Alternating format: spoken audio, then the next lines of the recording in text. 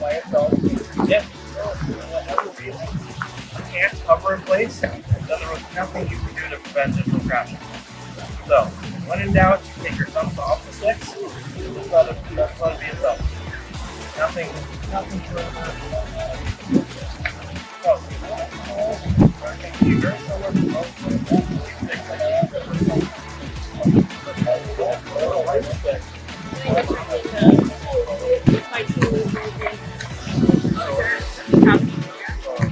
Later, next activity at next activity now.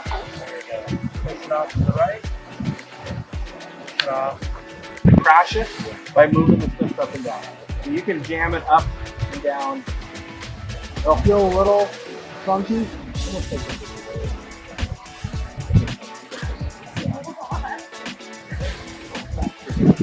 It's also its own stabilization system, making sure you don't try to kill it.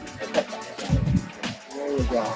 We go up, down, left, right. So far, we've only kept the drone facing in one direction. If we start to move to the right or to the left, allow us to look in different directions. But the downside to that is that all the motions on our right stick are tied to which direction we're looking at, not which direction we are looking at the drone. So if we rotate the drone slightly to the right, we'll move this joystick to the right.